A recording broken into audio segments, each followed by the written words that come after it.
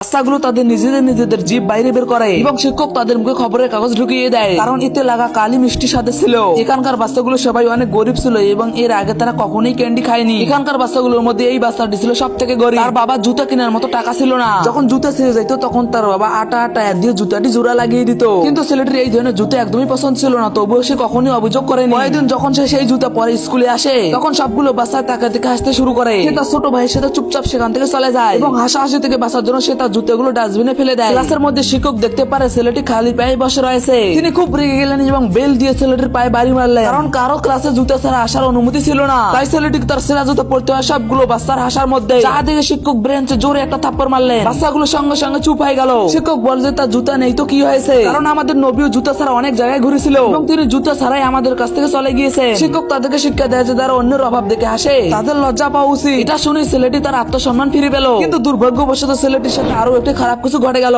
তারপর দিনই ছেলেটির বাবার চাকরি চলে যায়, যার কারণে তাদের পরিবার আরো অভাবের মধ্যে পড়ে যায়। ছেলেটিকে প্রত্যেকদিন বাসি খাবার খেতে হতো। শেষ পর্যন্ত অপুষ্টির কারণে ছেলেটি অজ্ঞান হয়ে যায়। ছেলেটিকে হাসপাতালে ভর্তি করা হয়েছিল, কিন্তু টাকার অভাবে তাদেরকে তাড়াতাড়ি হাসপাতাল ছেড়ে দিতে হয়। এর থেকেও খারাপ কথা হলো যে তাদের পরিবারে আরো একটি সন্তান জন্ম হয়। তাই তার মাকে খাবার আনতে প্রত্যেকদিন রিলিফ সেন্টারে যেতে হতো, কিন্তু সেখানে খুব অল্প খাবার যুক্ত। তাই তাদেরকে অনেক জায়গা থেকেই ধার করতে হয়। যখন ছেলেটি বাড়ির এই অবস্থা দেখে তখন সে বুঝতে পারে যে তাকে টাকা ইনকাম করতে হবে। ছেলেটি কারখানায় আসে এবং সেখানে কাজ করতে শুরু করে। সে বাড়ি বাড়ি গিয়ে কয়লা পৌঁছে দিত।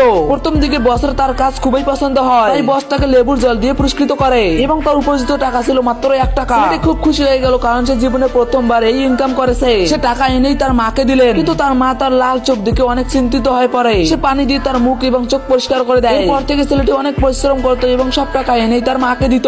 একদিন মা তাকে আয়নায় তার মুখ দেখতে বলে। ছেলেটি দেখলো তার চোখ লাল হয়ে ফুলে গেছে। বন্ধুরা, তোমরা কি এরকম পরিস্থিতি ভোগ করেছো? ভোগ করে থাকলে সাবস্ক্রাইব করে কমেন্টে আপনার নাম লিখে যেতে ভুলবেন না।